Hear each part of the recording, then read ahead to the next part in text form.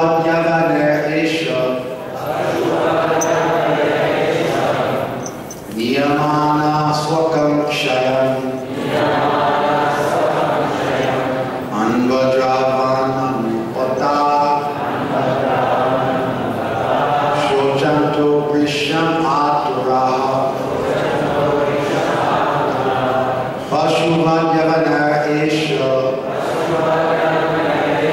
Niyamana Swakam Kshayam Anvadravan Anupata Shochanto Prisham Aturaha.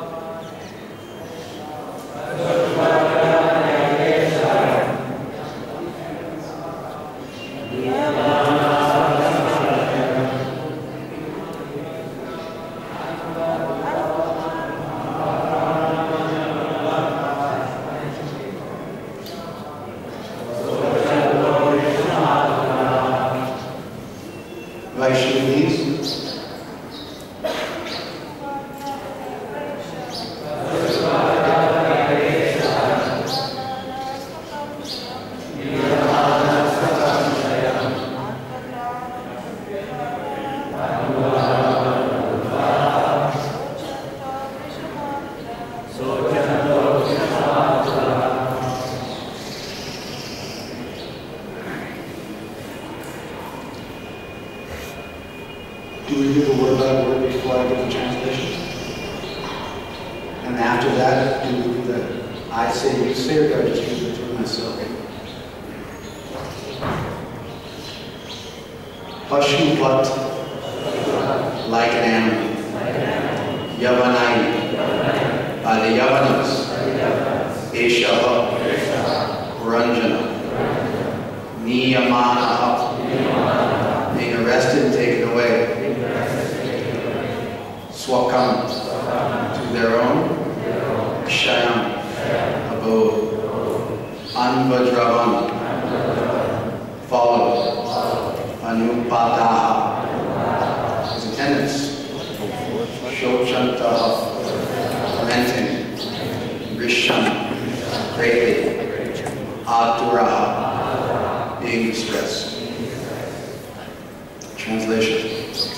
When the Yavanas were taking King Puranjana away to their place, binding him like an animal, the king's followers became greatly aggrieved.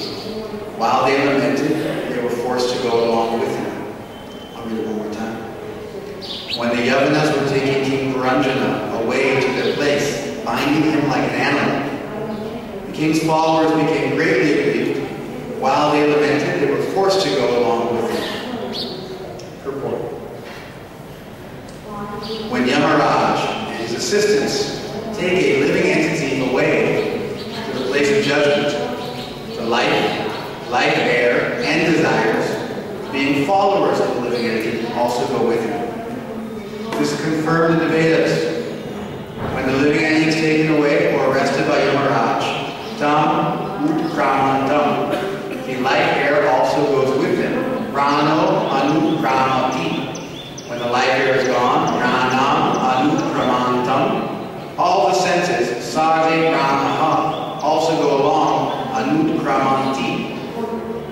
When the living entity and life air are gone, the lump of matter reduced to 5 elements, earth, water, fire, and ether, is rejected and left behind. The living entity then goes to court of judgment. And Yamaraj decides what kind of body he's going to get next. This process is unknown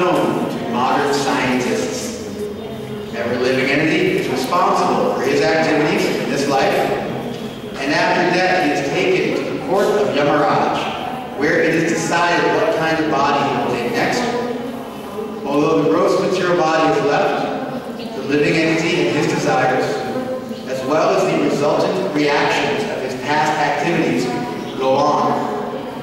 It is Yamaraj who decides what kind of body one gets in accordance with one's past actions. Srila Prabhupada ki jai. And I'll read the verse one more time.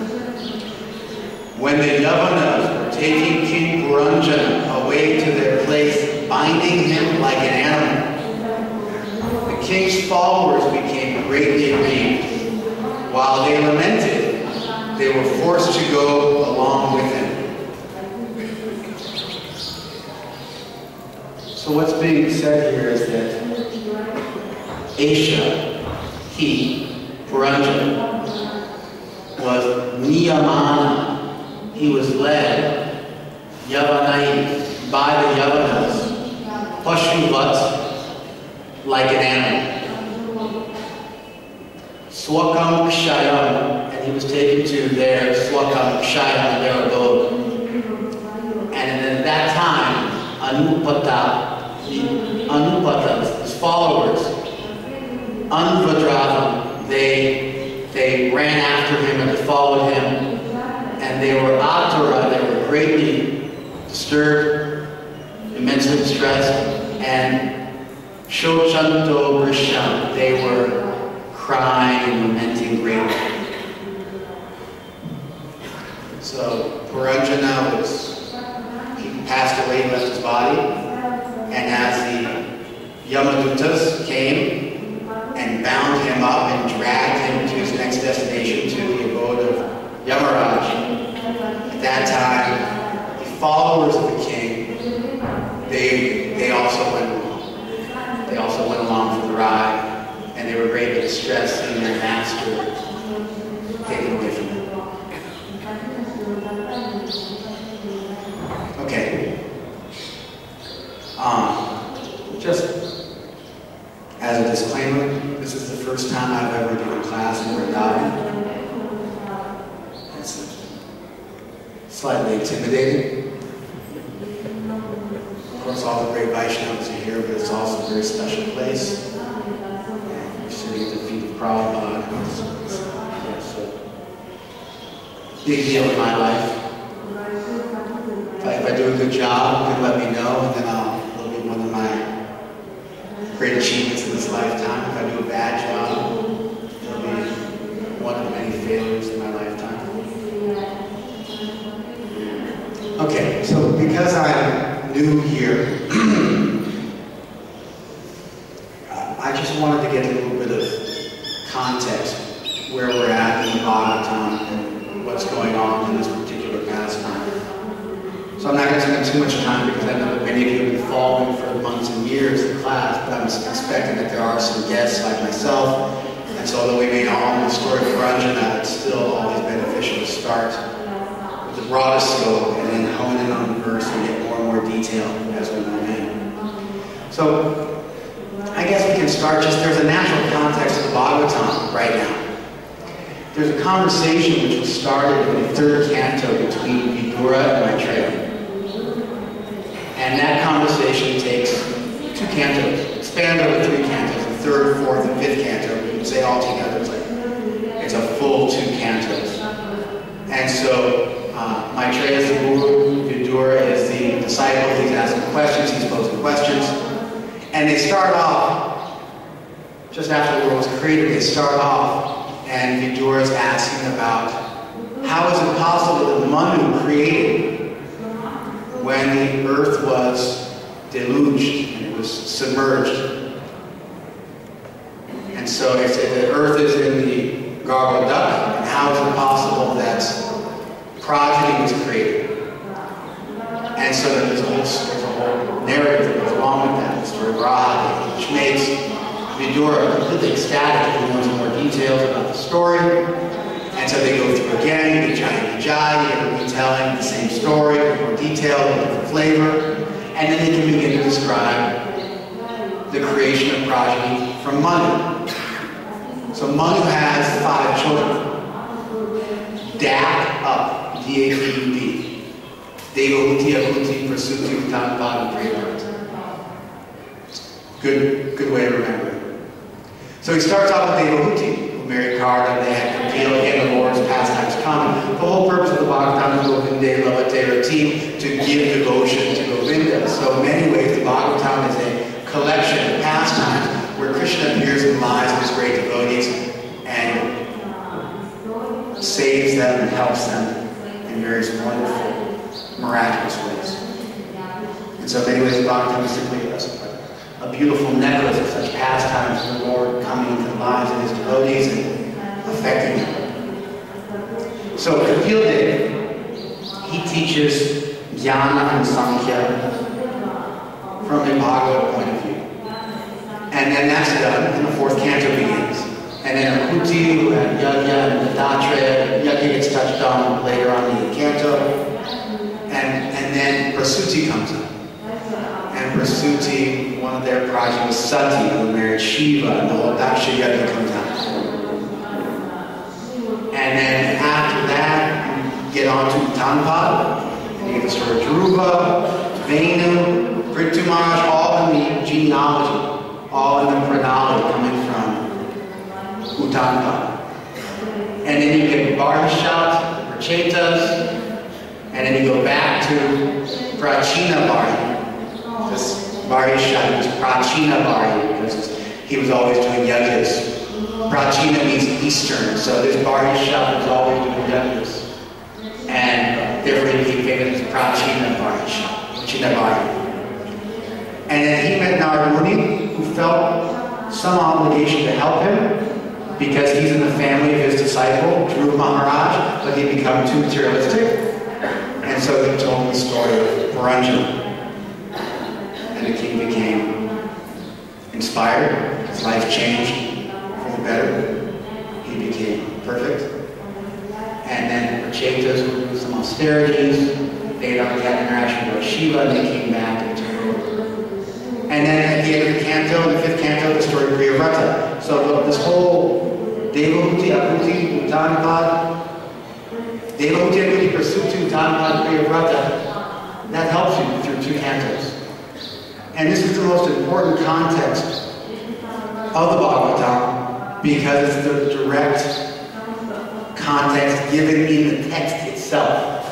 So it provides us with a first, if we want to understand the Bhagavatam, the 18,000 verses of the Bhagavatam, this is a great place to start. You carefully look at the chapters and how they're strung together. One time I asked Radha Govinda Maharaj, Vrindavan's Radha Govinda Maharaj, famous Radha Govinda Maharaj. I said, I've been studying Gita for a couple of decades now, and I feel like I've understood it to some extent, but the Bhagavatam is so massive. How do you get a handle on it? How can you understand the Bhagavatam? And Radha Govinda Maharaj said to me, in our temple at the beach, he said, the Bhagavatam is very easy to understand.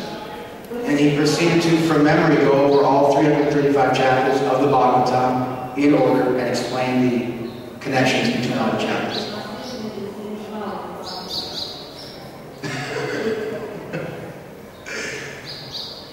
What an amazing thing. And I told this to Radha Raman Maharaj and his younger brother. And I was sort of stunned when I was telling him. And he said, yeah, I saw him do that at Marisha. He was doing like some Bhagavad Saptaha. He would normally pick 1 or 2 subjects, Dhruv Charita or Prahlad Charita, and he would talk about that. But the people became a little antsy, they became a little agitated. Around day 5 or 6, they said, hey, we want to hear everything, or we want to hear the 10th canto. So Maharaj, I don't want to say frustrated mood of Maharaj, just one afternoon, whether you want to hear the whole Bhagavatam, or just whole Bhagavatam, all 335 chapters from memory from a crowd of 10,000 people. So we can study the Bhagavatam and get some context. There's another thing we can use to study the Bhagavatam, and that is that the particular canto we're in right now is on Visarga. So there's Uttara, Sarga, Visarga. So there's 10 subjects of Bhagavatam. Listed in the Bhagavatam, again, it's a legend. Like in a map, you get a legend. And then by looking at the legend and looking at the map, you know that 1 inch equals 1 mile. Or you know the star is a capital, and the circle's a city, and a big circle's a city of over 1 million people. So you look at the legend, and then when you look at the map, it makes sense. The Bhagavatam gives us the legend in the beginning, in the second canto. And so according to that legend, we are now in Visarga, which is subsequent creation. The Lord creates the world, Sarga, and then the world has to be populated, Visarga. And so Visarga is the subsequent creation. Sarga is the emanation of the universe from Karmadakashaya Vishnu, and the initial kind of things are put into place, and then Visarga is the subsequent creation by the Manus, by Brahma, etc. And so that also, it's very clear the genealogies of Prachetas are creating, Prajapati, Daksha is creating, everybody's creating. It's sort of the beginning of the world, everybody's creating. So that also helps us to understand the section where Barhisha, all these great personalities, they're all Prajapatis, they're all big personalities who were given the task of. Sometimes my friends call me Prajapati because I have 5 kids. Which used to be kind of normal, maybe 50 years ago, but in today's nuclear families, 5 kids is a lot. So sometimes my friends, they joke with me, oh, you're like a Prajapati. Of course, if you read the Bhagavatam, I'm not a Prajapati. These personalities said amazing things, phenomenal things. So, in Kali Yuga, you maintain a family, and it's like some kind of great achievement.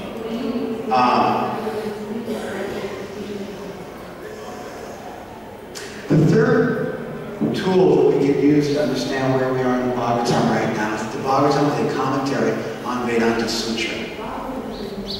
And normally we say, because it starts out with the words Jamati, you'll see at the Ha, and finishes with Kirtan, that's kind of, usually that's about all that we do when we're trying to unpack this. This is something that all of our acharyas have said repeatedly, and something Chaitanya Mahaprabhu has said repeatedly. And so it's a pretty significant part of our tradition that the Bhagavatam is a commentary on Vedanta Sutra. So of course, to understand how that's so, you have to read Vedanta Sutra. And without knowing Vedanta Sutra, you can't fit in how the Bhagavatam is a commentary. Anyway, one thing Vedanta does is it critiques and co-opts all of the various darshans which were prevalent in India at the time it was put together. And so there's these darshans, there's 400 monks, Uttara monks, there's Vedanta, there's Nyaya, there's Sheshika, and there's Sankhya Yoga. And so Vedanta critiques these various darshans, and then he takes the essence of it and puts it together into a samanvaya. So one of the major features of the 4th canto, and again, these first 2 tools are directly from the Bhagavatam, there's no question. This tool requires a little bit more creativity. The idea that we should look at Vedanta, and we should see the Bhagavatam as a commentary, that idea is given in our Shastra. But exactly how to do that requires some creativity. And so we find in the 4th canto that yajna is the prominent theme. Proper yajna and improper yajna. Daksha, he does bad yajna, and he's punished for it. Prithu Maharaj does good yajna, right? Vena Maharaj, he thinks he's like Yagyapati. And that doesn't work out so well for him. He tells everybody, you should do yajnas to me. And like I said, that he's finished. That's the beginning of the end for him. Dhruva Maharaj did proper yajna. He lost his cool for a minute when his brother Uttam was killed by the yakshas, but then he took good instruction and went back and proper yajna. The Prachetas, they do yajna. Varisha is famous for doing. So if you look at the 4th canto, it's filled with Purvamimamsa, with yajna. It's filled with karma kanda. The right way to do it and the wrong way to do it. And Vedanta includes that.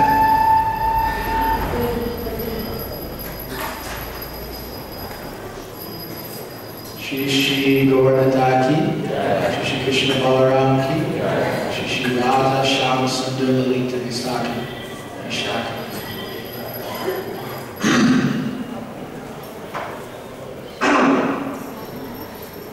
So, I think that also helps us to get a handle on where we are. We've already shot at a bunch of yagyas, and when you do yagyas, you kill animals. And there was a whole massive revolt against the killing of animals in the Vedic culture. It was a massive revolt. And there's two versions of it. There's the Astic version and the Gnostic version. There's people who went back into the Vedas and they found that in addition to the instructions for animal slaughter were simultaneous instructions that you should not kill animals. And simultaneous instructions that the real yajna was within. Simultaneous, like Manusmriti, for instance, says that you can sacrifice an animal made out of dough and water. It's like a real animal. The Upanishads, which are part of the Shruti, the Brihadaranyaka Upanishad, for instance, takes the idea of the Ashwamedha Yajna, which is such a critical feature of the Samhitas and the Brahmanas. And it says actually this is all intended as a symbol. And there's a cosmic Ashwamedha Yajna that's going on, where Prajapati, where the Purusha is giving of himself. He is the sacrificial animal, and he's giving the world. Very similar to the Purusha Sutta. And so some people went back to the Veda, and they found within it a deeper teaching, a more profound teaching. And they explicated that. In many ways you can see that the Gita is that. Some devotees know, Katha Upanishad, Mundaka Upanishad, Brihadaranyaka Upanishad, Chandogya Upanishad. They're all mentioned in the Gita, direct verses taken from those Shastras. And Krishna takes those verses and clarifies their meaning, he explains them, he nuances their understanding. And so that's the original father of Veda, clarifying the meaning because the meaning was lost. And there's that whole thing about the Pushpitam Vacha, flowery language for Veda Vadaratas, for people who are attached to the Vedas, and who are Bhoga Aishwarya Prasakta, attached to opulence and enjoyment. And their Swarga Gatim and their Swarga Pra, they want to go to heaven. Samadham Navitiyate, they don't find Samadhi. They're not able to find Samadhi. The whole preface of the Bhagavad Gita is actually this point. Triguna Vishaya Veda Nishchai Punya Bhavarjana. There's something called transitive logic. A equals B, B equals C, A equals B, B equals C. Therefore, A equals C. Transitive logic. Real simple. So, Triguna Vishaya Veda. The Vedas are about the three gunas. Triguna Vishaya. Vishaya. The subject of the Vedas is Triguna, the three gunas. Nishtray Punyo. Nishtray Punya, Bhava, Arjuna. Bhava, parroted Buddha, means be, O Arjuna, be Nishtray Punya. Be free from the three gunas. So the Vedas are about the three gunas, and you should transcend the three gunas. What should you transcend?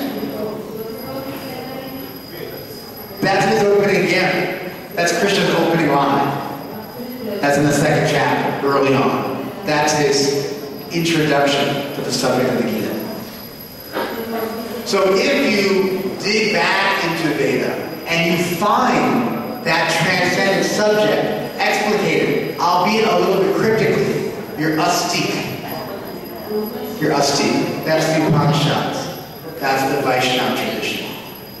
If you go back into the Veda and you find it's all about bad stuff and you reject it, that's Gnostic. That's the Buddhists. That's the Jains. That's Tantra to a large extent. Yoga is sort of half in and half out. Depending on the point, you're kind of half in and half out. But the various schools of thought, you can categorize them very nicely. They're all rebelling. It's all a revival movement, or it's a heresy, depending on which place you're looking from. But people were dissatisfied with the materialism of the Veda, and they wanted to find something more spiritual. Sometimes they felt like they had to go outside the tradition, sometimes they felt like they could stay within the tradition. Anyway, that's something about it. I've got more to say, but I realize I'm giving too much context.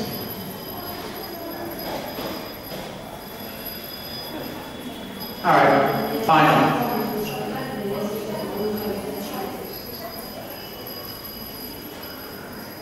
Well, one last thing. You take a look at the original yajna, and you're taking ghee, which represented Amrit, which represented water, and you're offering that ghee into the fire by the mantra, which is air. You're taking these primary elements, which are the gift of God to us, and in the cycle of Rita, you're giving them back and creating a great chakra, like Krishna mentioned in the 3rd chapter of the Gita. And so we've been given, and then we're giving back, and there's a cycle of reciprocity between man and God. And that's the cycle of Rita, which is such a critical concept in the ancient Vedic literature.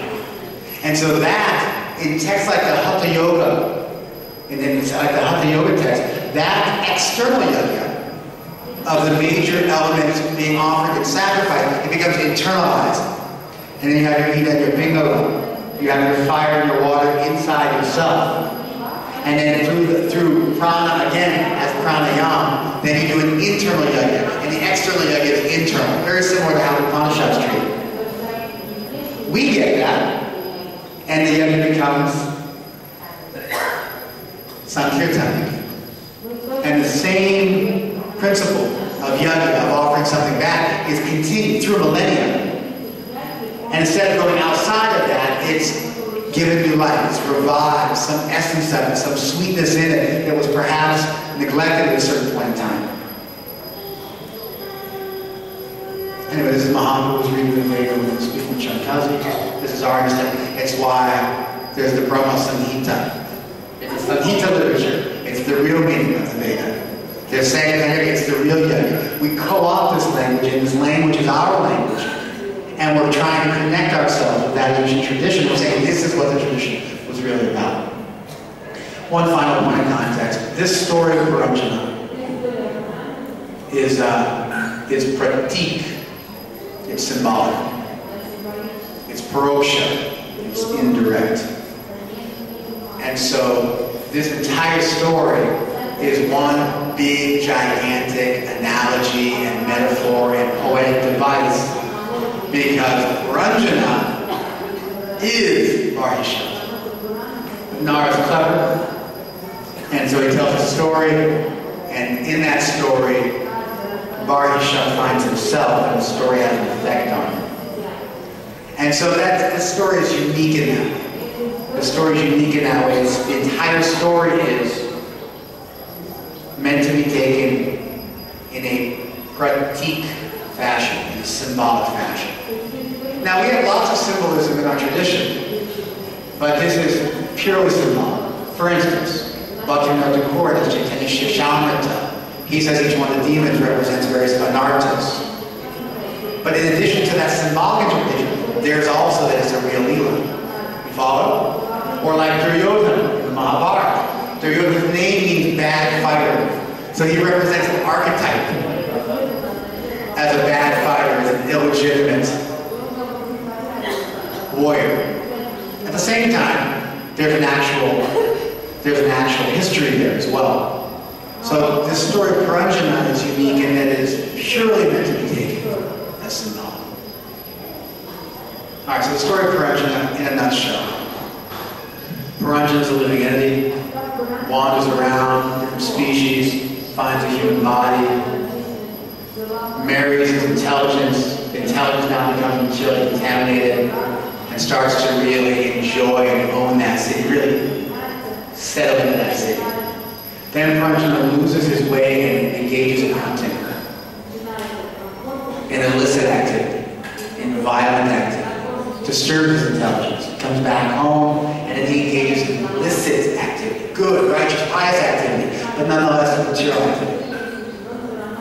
And And through that good karma and bad karma and mix of karma, which is the bag of his life, he passes time joyfully in the city, protected by a five-headed serpent, which is the five bears. And then Chanda Vega comes. Chanda Vega means moving swiftly. Vega means kind of like a stream or flow, and Chanda means like very passionate or forceful or quick moving. So Chanda Vega comes, and that's time. That's time from the time you spend sexual enjoyment and romantic delights. So it's Gandharvaraj, it's Chanda Vega, the king of the Gandharvas, all the celestial pleasures, and his life passes by. And his five-headed protector, five-headed servant protects his five-headed bears, defends that city. But eventually it gets weakened enough, and then Yavanraj comes. Yavanraj comes to take him away, assisted by Kal Kanya, assisted by time. There's a whole interesting story there, which we'll get back to in a minute. But the daughter of time, Jara, old age, embraces Paranjana as her husband, and he now begins to die. And Yavanraj attacks the city, and everything goes to hell, and his life passes before his eyes, and then we get to where we are now, because he's actually leaving his body. And so then the Yavanas, it says here, Yavanai. So he was Niyamana, he was being led away. Yavanai, by the Yavanas. But Prabhupada, he says here, when Yamaraj and his assistants, Vishwanath Chakravarti says, the Yavanas mentioned there, those are the Yamadutas. And that's where the Yamaduta thing comes from. So those Yavanas, they were the Yamadutas. So the Yavanas are the Yamadutas, they're taking him away. And then they're taking away Swakam Kshaya to their own abode. And at that time, it's interesting, there's a little play on Sanskrit here. Anupatta means follower. Anu, follow, and Patta, one who follows your path. So it's a play on words because the Anupatta, the followers, those who follow Paranjana's path, they Anvadrava, they follow him. You follow? Because again, the same word is used twice. It's kind of a poetic device. The Bhagavatam is beautiful like that. Even when it's expressing such macabre reality, it does so in a very sweet and poetic way. Because the Bhagavatam is kind. And there were Atura, Rishab, Shoshanta, they were lamenting greatly because of their distress. So, let's take a look at the purport now. We've done enough context, we've looked at the verse, we've located ourselves. We can now look at Prabhupada's purport, and we can understand, we can try to understand what he's saying. I'll just, at this point, I'd like to make one, just because it's probably the only time I'll get to do class here this year, maybe forever, I don't know, it depends how I do for time. What time am I supposed to finish? 9? 9 is normal, it's not late, right? Okay. So,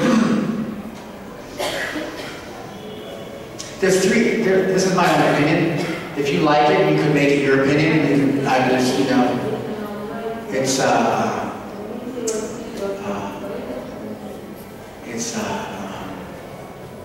uncopyrighted.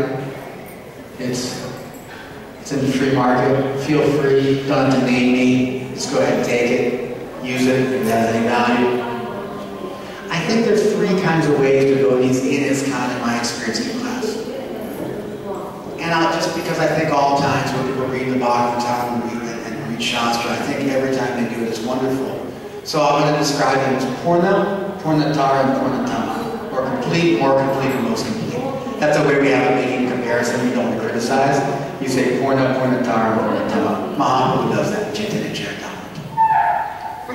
So the first way to give class is somebody comes and they read the verse of purport and they say whatever they want to say. They read the verse of purport, they say, yesterday I was changing rupees into dollars and a monkey and a dog were fighting. And I realized the nature of the material world. And judging by the laughs, I'm guessing some of you have heard classes like this. Some of you may even give classes like this. So we'll call that for now. It's good, something spiritual. And of course, the more advanced you are, the more your musings throughout the day become really far out subject matter.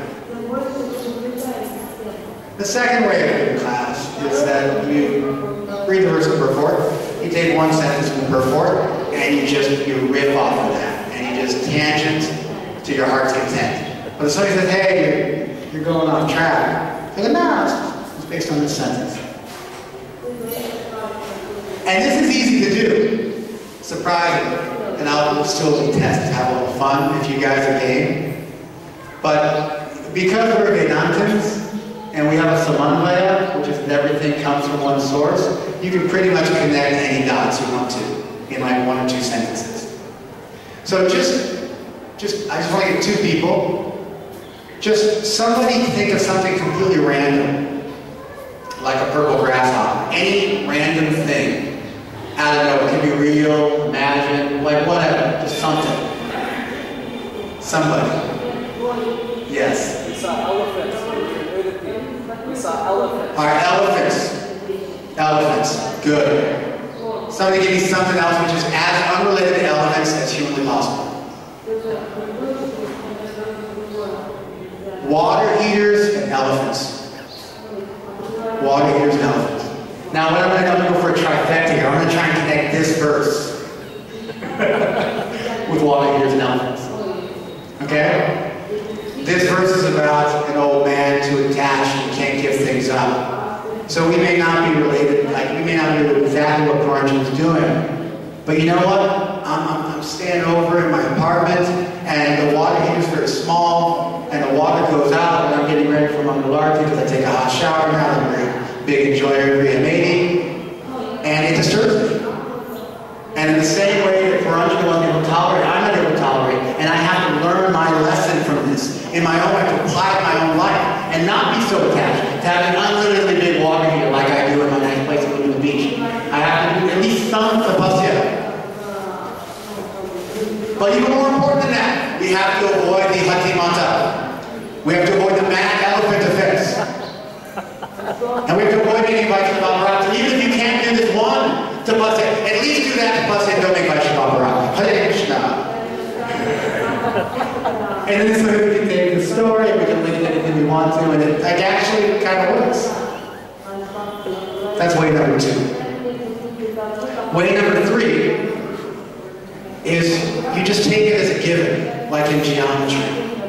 That every single purport, every single verse of the Bhagavatam was written by Prabhupada to illuminate the meaning of that verse.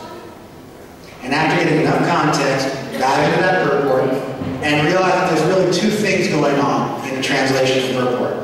There's the direct Sanskrit verse, and there's Prabhupada's commentary. And your goal as a speaker is to connect the verse to Prabhupada's translation. That's your job. And we'll go through the verse like that. We'll go through the verse like that.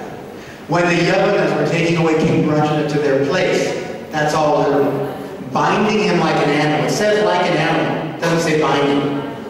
It doesn't say binding. But if you lead somebody away like an animal, it means you're leading him away and he's bound. And so Prabhupada, to explicate the flavor of the verse, opted not for a literal translation, but he added the idea of binding because it clarifies really what's implicit in the verse, but what it would escape you if you did a literal translation. Follow? He added an extra verb. They led him away, they took him away, and they bound him like an animal. It's just an animal, it says like an animal.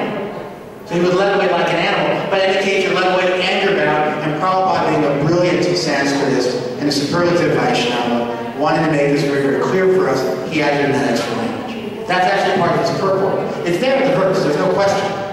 It's a very minimal purport, but Prabhupada is demonstrating his brilliance as an exegete, as a transmitter of spiritual truth.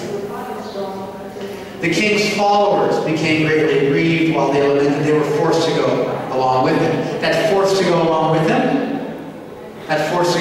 him, that actually comes out in the next verse explicitly. It just said they went with him, but they were forced to go with him. It's actually directly stated in the next verse. So Prabhupada is pulling from the second verse to give us a little bit more information. And it says H.G, but then Prabhupada mentions Prabhu by name so that we don't lose our track. In this way, you can see within Prabhupada's translations his very merciful clarifications. And most of our acharyas, they wrote Sanskrit, so you get their tika, and they have the verse, and then they give a Sanskrit commentary. Prabhupada had this extra thing of an English translation, and so he had an extra time to go through and unpack things. Sometimes you'll see Prabhupada doesn't translate something in the translation, and he spends a lot more time on it in the purport because he wants to really explain it. Sometimes he'll double translate a word in the translation. There's several translations of a word given by the acharyas. This word means this word means this, and so on 2 or 3 of them in the verse. Sometimes it's one thing of the word by word, one thing in the translation, and another one in the purport. Sometimes it's a 2-line verse, and he gives like a 3-paragraph translation. Usually because there's some possibility of interpreting a verse in the Bhagavatam way, and he wants to make sure you don't get off the ground with that. It's a nip in the bud, so he puts it right in there. This is a very tame translation. Very conservative. Really expert. But Prabhupada does all these things. And the job of the class giver is to notice those things and point them out. And one thing you get when you do that is you end up really start to see the verses the way Prabhupada does. You kind of train yourself. So that's the purpose of giving class. Otherwise, you just give a speech, which is good too. But if you're going to read Prabhupada's verse and purport, which he wanted us to do, then do it. Give Prabhupada the honor of the first place. Find out what he was saying first. Then after you've done that and unpacked that sufficiently, you can go on to some secondary or tertiary ones if you want to. So I want to go through the purport like this. When Yamaraja and his assistants take a living entity away to a place of judgment. So again, Yama has been swapped out for Yama based on Vishwanath Chakravarti's commentary. The life, air, and desires, being followers of the living entity, also go with it. It just says anupata. It doesn't tell you who the followers are. So immediately our acharyas have to jump on that. And they have to tell you what that indefinite word means. You follow? So sometimes I just said followers. So which followers? Which specific followers? So if it's not stated directly in the verse, then that's one of the first things our acharyas will do. This word means this. And it kind of doesn't make any sense. The life, so the living entity is taken away, and the life, air, and desires go with it. What is the living entity but its life? It appears redundant. Prima facie, the first reading, Prabhupada's purport appears to be redundant. It says here the living entity goes. The living entity is life. Along with that living entity, life, air, and desires go. Life is a living entity. You follow? So it appears to be redundant. So we have to figure out what does that mean. By the way, I know because I figured it out. I read some different commentaries and figured it out. Anybody want to guess what that means? Do you guys see the problem? Living entity is life is life, it's redundant, there's a fault.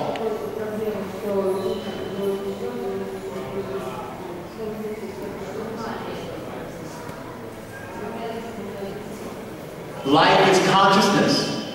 Excellent. That's great. So now let's just say life. We're going to take that term life and we're going to interpret it so it's different than the living entity. So the living entity, of course, the living entity is Chit Anu. It's a particle of consciousness. So we could make that more difficult. If the living entity is Chit Anu, if it's a particle of consciousness, then it is consciousness. No, so life is the symptom. I was interpreting what he said. Do you want to continue? Do you want to? Maybe I misunderstood you.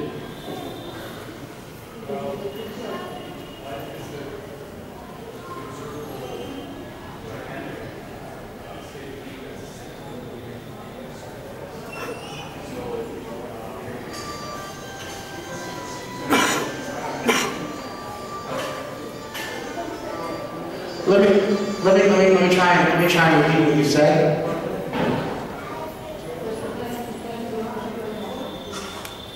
He's saying that life is the symptom of the soul. And so then what's being described is that the symptom of life left with him. Of course, if life was the symptom of life, that's an interpretation of life. Because I say when it says life here, it means the symptom of life. And that would be an interpretation. Because the direct word would be life. Wait, let me think, I'm going to run with it for a second. If I say, when the living entity leaves the body, right? Life leaves the body. Is that redundant? I'm asking. When the living entity leaves the body, life leaves the body. Does that say the same thing twice, or is there a difference between those two statements? It adds variety. It adds a variety. How?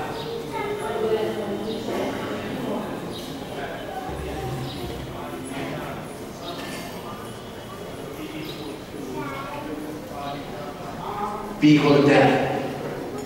So it clarifies. It clarifies the meaning. Okay. Vishwanath Chakravarti Thakur mentions that when the living entity leaves, prana leaves. Prana is often translated as life or life air. But then there's also 4 other pranas. There's udana, yana, samana, and apana. There's 4 other life airs. So Vishwanath says prana leaves, and the other 4 subsidiary pranas leave. And when I read this, in relationship to that, to me that fit like a glove. I think your explanation is also reasonable. I don't think it's wrong. But I wasn't quite satisfied with life leaving and the living entity leaving, because what is the living entity but its life? What is the living entity but its consciousness? And so when I read this, I was appreciating it. So they're looking at anupata, the life airs and desires. The follower is left.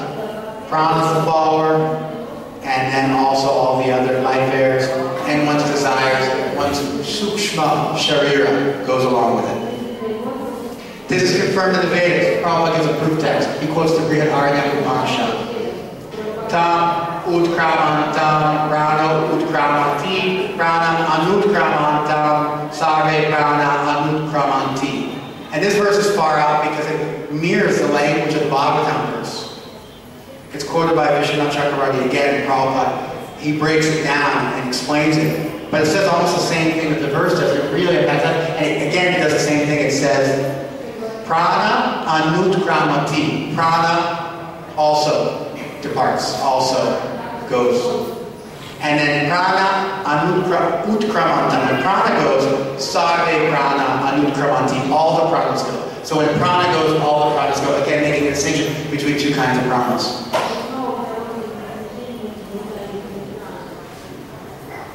When the living entity life air are gone, the lump of matter produced by 5 elements, earth, water, fire, air, and ether is rejected and left behind. The living entity then goes to the court of judgment, and Yamaraj decides what kind of body he's going to get next. This process is unknown to modern scientists. Every living entity is responsible for his activities in this life, and after death is taken to the court of Yamaraj, where it's decided what kind of body he'll take next. Prabhupada mentions Yamaraj judging you 5 times in his purport. That scientists don't know this. So, on one reading, you could read it that the scientists don't know that Yamaraj is in charge of living entities, and that when you die, Yamaraj takes you to his court and judges you, and then sends you to an appropriate place according to what you've done in this lifetime. I'm doubtful the scientists are going to figure that one out anytime soon. From an epistemological point of view, I have a really hard time even conceiving how I would introduce the concept of Yamaraj to a scientist. It seems like a real ambitious proposal.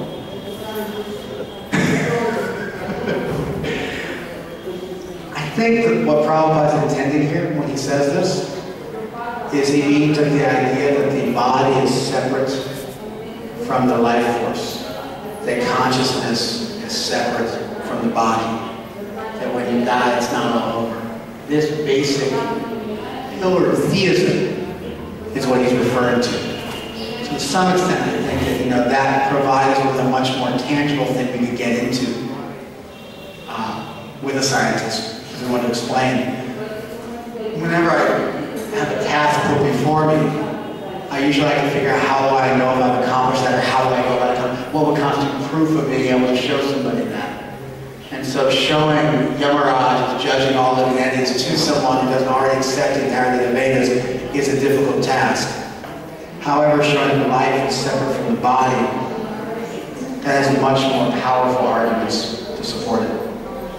And so I think that's what Prabhupada's talking about in a general sense. And you need to take some of those details and streamline them to get to what Prabhupada's talking about. All right, so I'm just sort of getting warmed up. This was all making sure we were all on the same page. My actual class is going to start right about now. But I think he's telling me I should finish. I think we can stop. I'll just give you guys like a little, because I don't want to take too long. Your valuable time, you've been so kind to listen to me speak.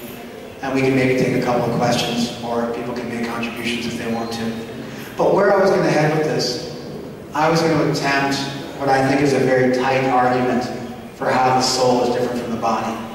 So I was going to offer you guys what I think might be a nice service to put this out. Prabhupada can't write everything in every purport, because in every purport would be the entirety of everything he said. So he picks and chooses what he's going to say in a given purport. And then one of the jobs of the class here is to kind of fill in the blanks and sort of extend it and go on with it a little bit, pulling from other places. So I was going to offer you guys a really streamlined, the best argument I've ever found, one of the best, definitely one of the simplest, for explaining how the soul is different from the body. That said, it's something technical. So I'm going to skip over doing that. The next thing I was going to do was I was going to explain how there are three ways to understand this pastime and this verse. One way is just, this is about us.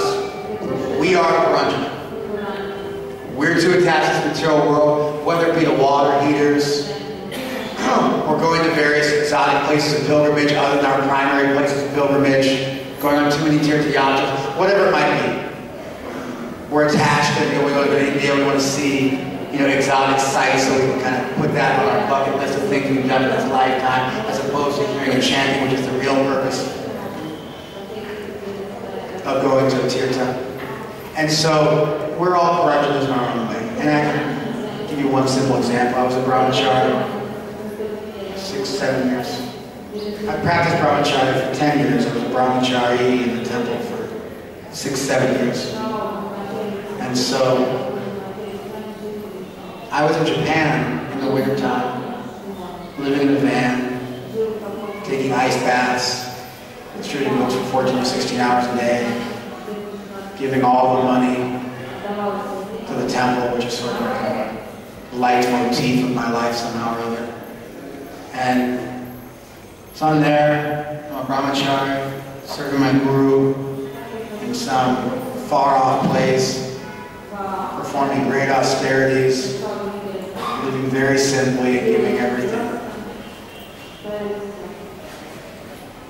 And in that place, I remember that one of my primary concerns was how many books I distributed compared to the people I was traveling with, and where my name was in the World Sankirtan newsletter. And read that World Sankirtan newsletter was great. Eagerness every month when it came out to see my name, see how I did, see who I was better than. And I thought, I'll become known as a great devotee because I'm doing all this seva. So I kind of had like this wonderful opportunity to practice pure devotional service, and I managed to screw that up. If you want to find out the quality of someone's bhakti, look at the results. If they're a brahmachari one day and then become a big grihastha the next day, there was something else going on besides pure devotional service. Anyway, so in our life there's all sorts of ways in which we can directly derive meaning from this story of Puranjana. The second benefit The second way to take this story, and this is also given by Prabhupada and Vishwanath Chakravarti Thakur and our acharyas, is that these verses aren't for us. We don't worry so much about these things. We have faith in Krishna. We do the right thing. We do our seva. If we're liberated, if we're not, Mukunda Datta, I was going to tell the story of Mukunda Datta, Nandana Janana Sundari. The Lord takes everything away. If He favors you, Prabhupada's life story, the very principle of bhakti is that we leave things to Krishna, and we don't worry so much about this. And Jara, old age, doesn't affect devotees, just brings them close to Krishna. And so another way with merit to understand this is that this particular story of Arjuna, especially as we advance in devotional service, this isn't for us. This isn't for us. It's a raw story. But we can take it and we can find something in there, some little extra attachments, not based on fear. Not based on fear. In the beginning, your practice of devotional service is based on Shastriya Shraddha, your faith in the Shastras. Later on, the Lakshana is low bhakti. The Lakshana is that there's a rising of just sincere love for Krishna. You know, if I serve you because I'm afraid you're going to punish me, it's good. If you're a criminal, laws are there. Criminals, they won't commit criminal acts. But for sane, healthy, functional people, they do the right thing because they want to. And so we might take some of these lessons from Paranjana. It's not based on this fear model, that we're going to be dragged down to hell, we're worried about our next lifetime, etc., etc. It's based on that we want to love Krishna the best way possible. Krishna's pleased when we become more pure in our seva. And so we're purifying ourselves for Krishna's pleasure, instead of to avoid some negative circumstance. The bulk of my class is going to be spent doing that. And the final point I want to make was that this whole story can be reinterpreted, it is, by our acharyas, including Srila Prabhupada, starting in this chapter, as being about bhakti. Paranjana became Vaidarbhi. Becoming Vaidarbhi is him becoming a devotee. Because Vaidarbhi married Malayadvaj, who is the chief of the devotees who are like sandalwood based. He's the flag, Vaj, Malaya, the sandalwood tree. He's a great personality. And so her marriage to Malayadvaj represents satsanga. It represents satsanga. Then they have a child. The child is Asidekshana, which means one who's glanced at by the blue. So the child of that sadhu sangha is even favored by Krishna.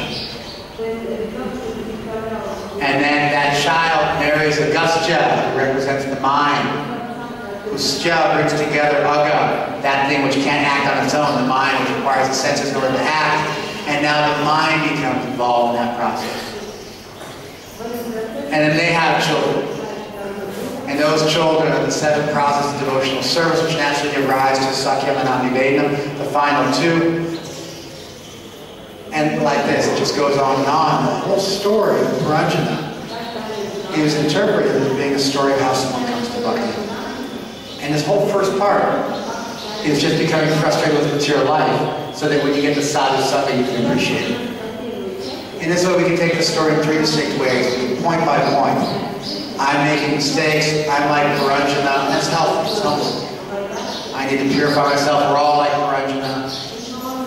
The second way is, I'm a devotee. I see these stories, I want to get away from a fear-based relationship with God. Fear-based relationships aren't with Krishna, they're with Vishnu. If you're worshiping Krishna, you can't have a fear-based relationship. And then finally, we can understand this whole story becomes beautiful and wonderful. It's a story of devotion. And we've all become Vaidarbhi, because we've all fallen into the good association of devotees by the grace of the Lord, sometimes despite ourselves. And we're blessed with these wonderful opportunities to practice devotional service, and everything becomes auspicious. Okay, that's what I was going to talk about. So, but at least I paid a little homage to it. I at least did something with it. It's 9:10. I don't want to keep anybody. So thank you all very much for your kind attention. If there's a Okay, so if anybody wants to leave, is free to leave. Otherwise, we'll take one or two comments or questions. Yes, prabhu.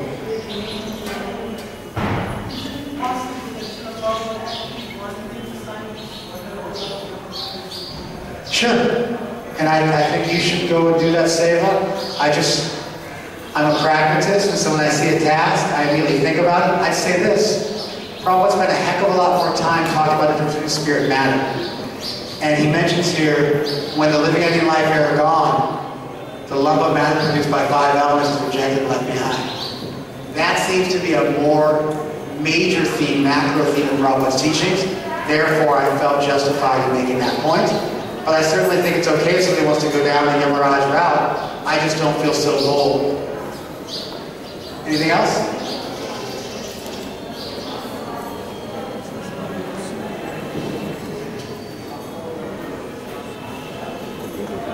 I actually didn't mention the Srimad movement, but we've talked about it before.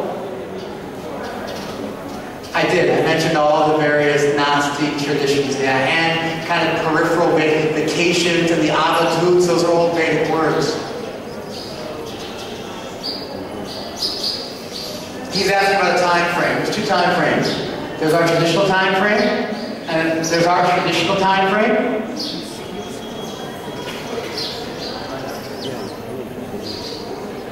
Mahatma Prabhu asked about the time frame for the Baudas, and the Shramans, and the Kesins, and the Avadhuts, and the Tantrics, and the Yogis. And so there's 2 time frames. There's a traditional one, and then there's a academic one. So which one do you want?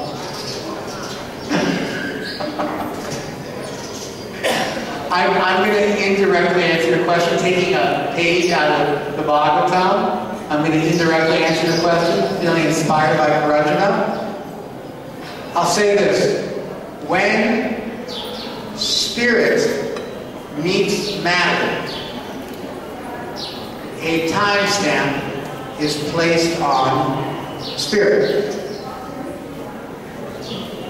If somebody teaches, for instance, somebody teaches you're not the body, somebody comes up with that on their own, that idea is eternal. But 5,000 years ago, 500 years ago, 5 days ago, somebody may come up with it. That doesn't make it any less spiritual. It doesn't make it any less eternal. Just like Newton's laws of classical physics, they weren't created when Newton discovered them. He just noticed them and put his name on it. So we put our name on a piece of land, on a set of laws, but those laws pre-exist. Shastra is created at a certain point in time, but we say it's aparushed. We say it's not created. We say it's eternal. It's eternal because the truth contained therein is eternal. Whether it was spoken 5 days ago or 5 million years, there were stupid people millions of years ago, and there's smart people today. And so we should look for the truth of something as opposed to becoming overly concerned with when it was put together. However, I appreciate your question. As soon as class finishes, we can discuss it for as long as you want. Just being sensitive to the time and how long it would take for me to actually answer your question properly, I decided to go that route. Any final points? Yes, Prabhu.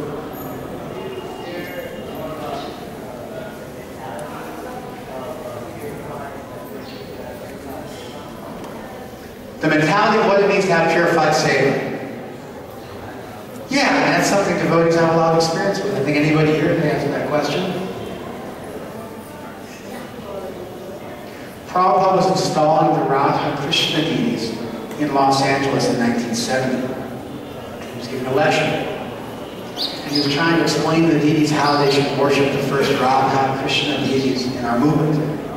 And he looked at Krishna, and he began to cry. You can hear it on the tape. He said, "My dear Lord, I'm very fallen, I'm very lowly, but I brought this whole thing for you. Please accept it." And he was appreciative, saying, "What is the value of your things? It is nothing. Simply you have to say, thank you, because everything already belongs to Krishna. Ishavasya idam sarvam. Everything already belongs to Krishna." And so, when we offer something to Krishna, the only thing we can really offer is our bhakti, our love. At a certain point, you just love Krishna. Whether you're liberated, whether you spend a few more lifetimes in this material world, whether you go up or down, whether you suffer, you enjoy, those things become less relevant. And the guiding light of your life is, can I give some pleasure to Krishna? I really just want to make Krishna happy. I really want to please Krishna, and I want to please those people through whom Krishna has manifested himself. Krishna Rupa, Krishna Swarupa, my Guru Jana. And that becomes kind of the major macro theme of your life, and everything else becomes a detail until eventually it dissipates altogether, and all that's left is after your feet. Final points? So we'll finish with that. Thank you very much. Hare Krishna.